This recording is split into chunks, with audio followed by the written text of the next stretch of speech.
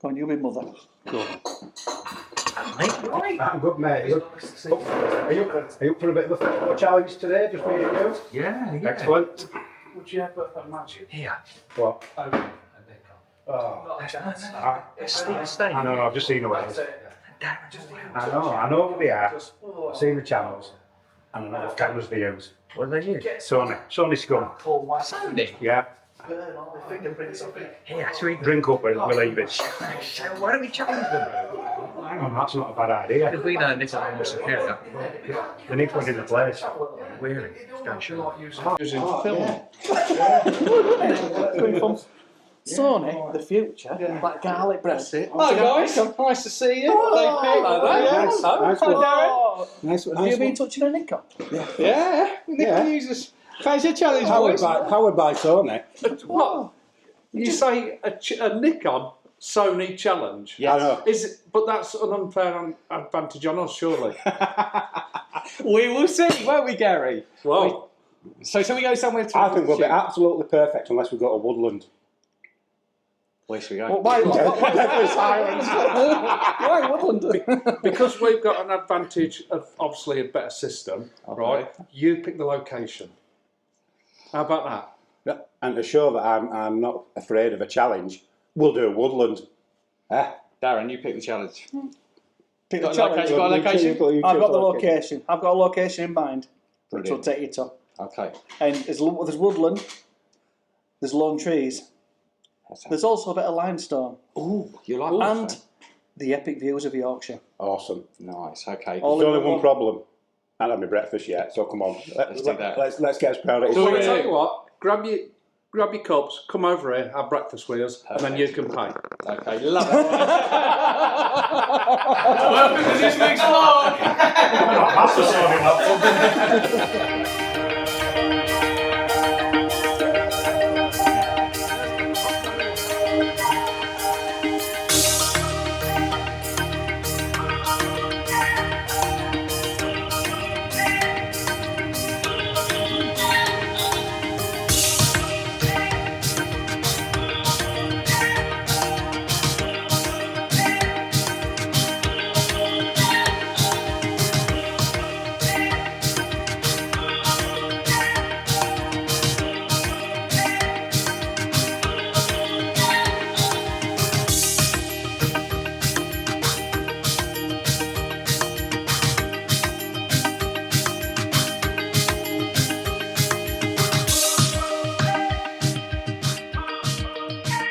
So welcome to this week's vlog, and this week's vlog is a challenge. So me, Mr. Sugden, where's he gone? Here he is.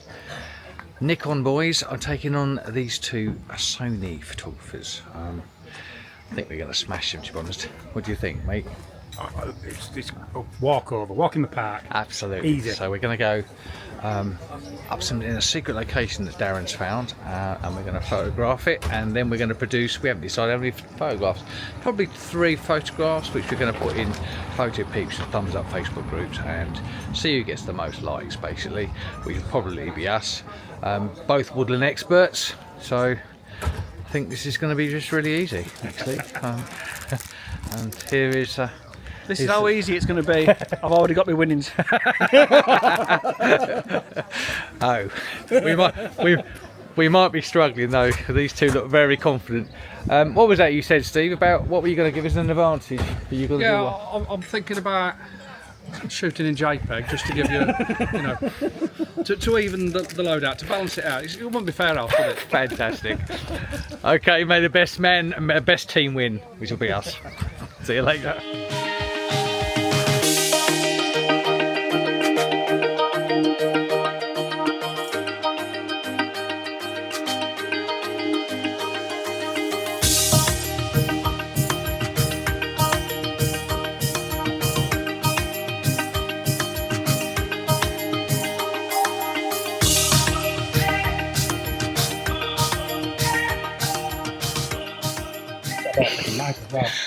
So the location is new to pretty much all of us. Daz found it yesterday. He's never been here apart from yesterday. Didn't take any pictures, but it looked awesome. It's kind of split into 2, I think, or so he says. There's like woodland one side, which will please Gary.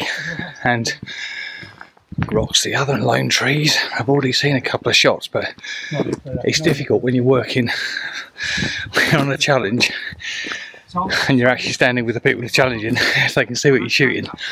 But just a lovely ice cream, the tea room at the bottom, who'd have thought? And then we're going to start shooting. I've already seen an image, but it's behind me. I don't want them to see me do it, so I'm going to wait till they've gone past. I might nip back and do it, but I think Darren's seen it anyway, so I don't know yet. And Darren had indeed seen it, and here is the finished result, which turns out is the most voted on photograph, so a win for the Sony boys. But to be fair, even if I'd have photographed it, I doubt I'd have processed it as well as that. An absolutely stunning image from Darren. The only thing I was considering was shooting it without that tree in the middle. I wonder whether that would work as well. I think it probably would have done, but a great image, brilliantly seen and brilliantly processed. It's one in the memory bank. We haven't really set ourselves a time limit on this, so we're just going to have a nice chat. I mean, actually, it's been fantastic fun already to meet Steve and Darren. It's the first time I've met them, so personally really enjoying it. It's been great. We had a lovely breakfast, as you hopefully saw, and it's been a good day out. Just hope we're going to win this. That's the only thing. And only you will be able to tell.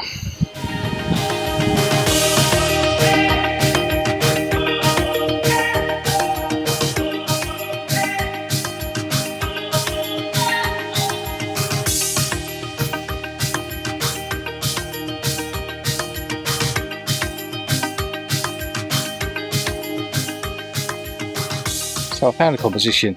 Not sure it's great, but sometimes you just need to get your eye in. Also, look at these sheep. Let me show you these guys. Look at those guys sussing us out. Oh no, he's off. The three sheep just walked behind the tree, and actually they might work in the image because it's quite just tell the story of Yorkshire, which is a little bit about what this is about, I think. I'm just going to talk you through. Let's put my sunglasses on. Excuse me. The shot that I'm looking at, it's just got this. I've noticed this really twisted kind of thistle, I guess it is, by some rock, and it kind of mimics the tree behind it. And there's lots of these single trees here, which look wonderful in amongst the rocks, and the stone wall in the background. It's kind of okay. The light's not too bad. It could be worse, could be blue, but there's lots of detail in the sky for me to darken this down and make this really interesting as a kind of a more of a creative piece. I've just focus stacked this because it is very close to the lens, as you can see here. So there's the little bit of twist of thistle, so it's really close to the front. So the image is going to be the thistle, the rock, and up to the tree. And I've just had the sheep sort of here walking past the tree, so we might end up choosing one of those as well. Often though, it's just about warming up and just taking pictures gets you in the mood of it. Because I'm at the moment feeling the pressure a bit, I think. Another lone tree up here, but this is a fantastic location, so I'm looking forward to getting some images from here. I think it's going to be really, really good. Good thing with the Nikon is this dynamic range it's got is so amazing. I mean, the Sony's just as good, I guess, but the dynamic range of this is I can get this sky in and expose for the sky, knowing full well that I'll be able to pull up all of these shadows because it looks a bit dark on the back of the camera, but I know it's going to be fine. And one of the benefits of 45 megapixels is that you can crop this to suit. So it gives me a canvas, I guess, to work with in Lightroom, which is kind of how I'm seeing this shot, really. Which is still photography, but it's going to be the processing that's going to bring this to life. And I know that Steve and Darren are really good at processing, so me and Gary are up against it as well. But there we go, shot with the Nikon Z7 II, 45 megapixels on the 14-30 f4 lens.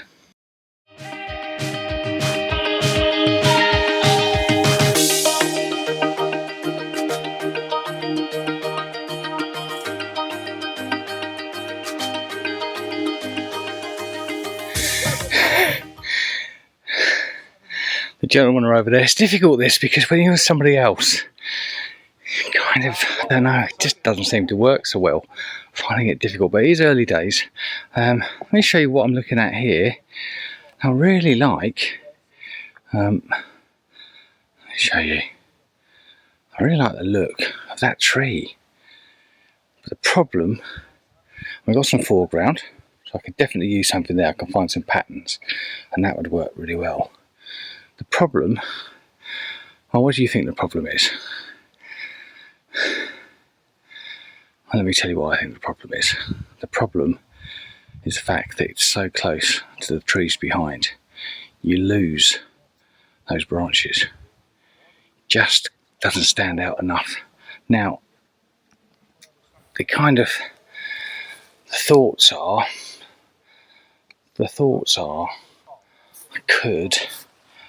will it work in Lightroom? Will I be able to lighten up that tree enough to make it stand out?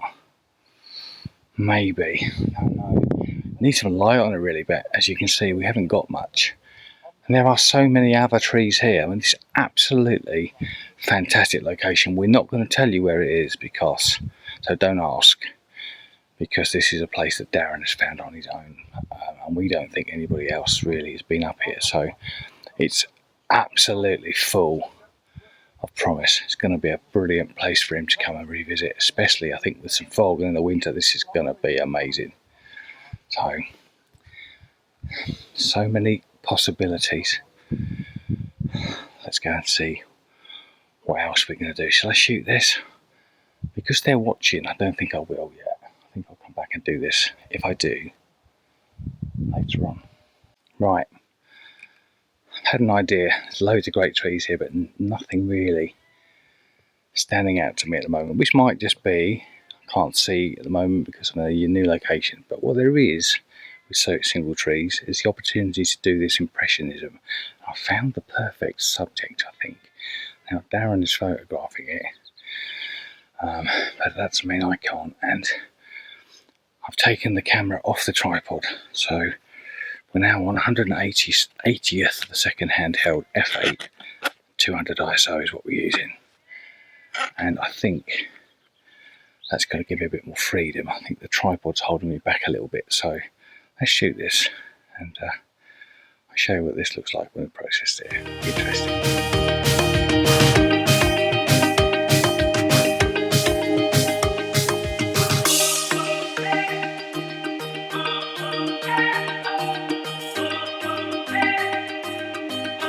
It's a fantastic location, really love it here, but I'm really struggling with separation between these beautiful trees and other trees. So I have been using the 1430 because of the limestone, thinking I might get some shots of some lovely leading lines through the limestone into the trees, but what's happening is the trees are then being lost in the background because they're too far away for the wide angle lens, and you're not getting any separation. It's like a load of limestone and then this green and brown mess.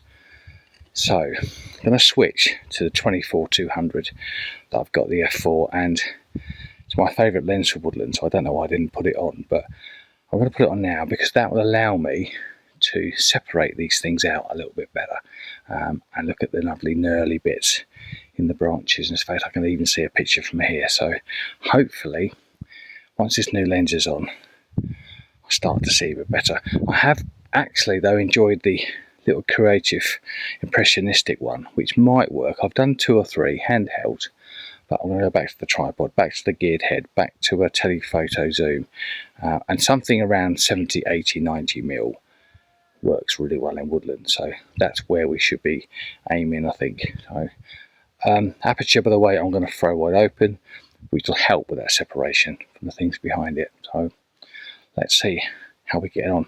I hope Gary's got something because I'm struggling at the minute, but it's early days. I'm not going to panic. Still time. At last, I think I've found a composition that might work, but I am going to have to get rid of the sky. So if I turn you around, there's a little tree here which is dead, and therefore it's standing out against the background because of this bony bark, this skeleton kind of trunk is showing is completely different contrast, different tone to the tree behind it, and the tree behind it is quite interesting, and there's some rocks in the foreground which make a nice shape. So I've got the camera up really high because I'm trying to cut out the sky, but I can't, so the sky's going to have to come out. I'm going to have to get rid of that. But if I don't get the sky into the picture, I'm going to lose the top of the tree, so I want to include that somehow.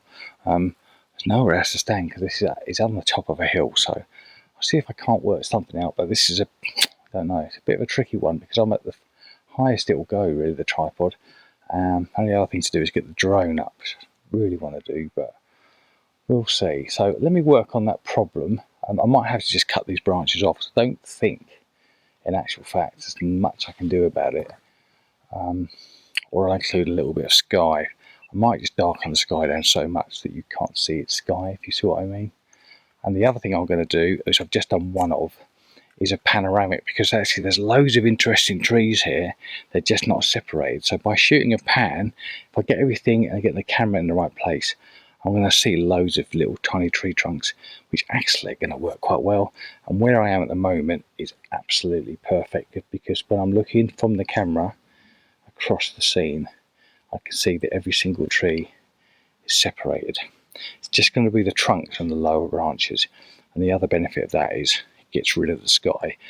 The only bit of sky that's showing, if I show you, the only bit of sky that's showing, let me just zoom you in so you can see, it's just over the hill there, but it's quite bright, and I might actually select that and warm it up, which makes it feel a bit warmer and more sunrisey. So it's not colouring it so much, it's just warming it up a little bit, and that would just add a little bit of interest there, I think. So it's a lovely scene though, look, really beautiful.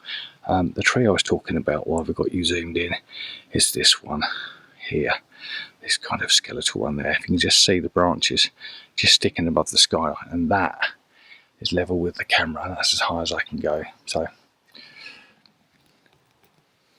an interesting problem. Let's see if we can solve it. Okay, so I think I've solved it, I hope. This shape of rocks here works quite well. Where's the drone, Mr. Gary Sugden?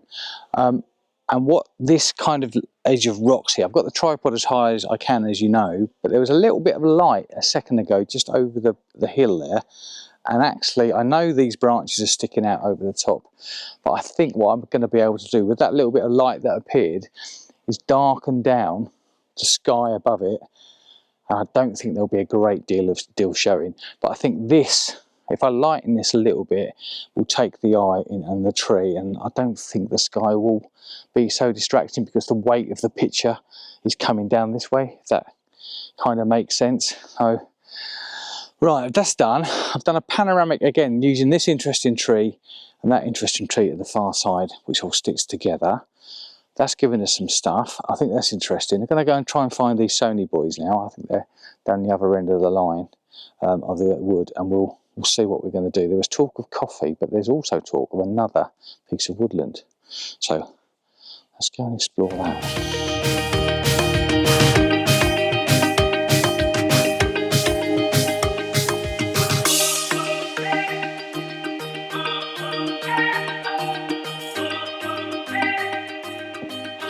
Oh, it's Darren here. Right, Dave. Hello, mate. What are the rules on a little further explore? No rules. I've seen another little copse of trees. Okay. Follow this wall line. Yeah. Which I think could be worth it, but Okay. are you finding it hard? I'm finding it a bit difficult actually today. I'm finding it hard. And we find it hard to choose two images. Hey! Boom, boom. Ladies and gentlemen, Mr. Darren Morehouse. He's here all week. Speak to you in a minute. So this is the Nikon Z8. So I really like the look of, unfortunately. What I do like is this spirit level and the histogram look on the same page. Gary, what do you like about it? Tell me. Well, you mentioned that. It's completely fully customizable. I've chosen to have those elements. Okay. You can build it up. Do you want me to show you in the menus? Go on. Yeah. Go on, a little in over your shoulder. Yeah. Custom monitor. So you can have up to 5 different displays. So display 4 is switched off. We'll turn it on. And then we can choose to have simple, detail, touch focus, spirit level, histogram, or equally, All of them off. you can turn them all off. Yeah. Okay. So yeah, you can have up to 5 different displays. So at the moment, I've got that one that's histogram, spirit level, and then the little touch pointer for the focus. Yeah. Yeah, and then completely empty. The only thing that's got now is my focus point. Yeah. And then full detail. But even when you've got it on 0 information, you might think, what's my aperture, what's my shutter speed? As soon as you touch your dial, Right. they appear. You're So in. does your exposure meter, which goes off after a few seconds. Okay. So it's the best of both worlds. That's good. And you want to know what I think about compared to a Z7 Z7 II? Yeah. Well, it's one better, isn't it? It's 8. That's 7. That's 8. 8. So 8 Yeah. must be better. Must be better. Where's Yeah. the camera gone? There. And that's why then It's one more better. it's one more better than mine, and that's why Nikon is best. That's why we're bound to win this challenge. Well, matey. Yeah. Right. I am very tired. We're on our way back to the cafe.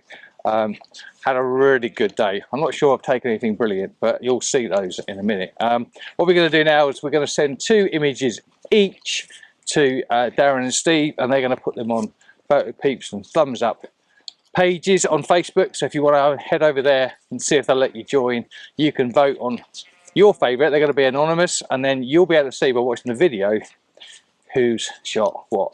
It probably won't be mine. You'll see as the winner. But we've had a great day. Hats off to these 2, these 3. Get the camera in the right place. It's been great company. We had a great morning, great day out. Really enjoyed it. Lovely to meet them all finally. And we'll see you next week, where I might be doing sunrise with Mr. Steve staying. We'll see. Depends if we can get up in time. So until next week, thanks ever so much. I'll link all their channels down below, so go and check them all out. Really good guys, really worth watching, and I will see you next time. Goodbye.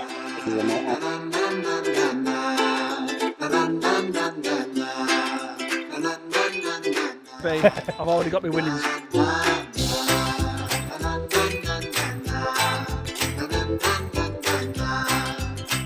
We're out with these Nikon roads, and we've got a challenge on. Sunset on a boat, waiting for full moon. Oh, there it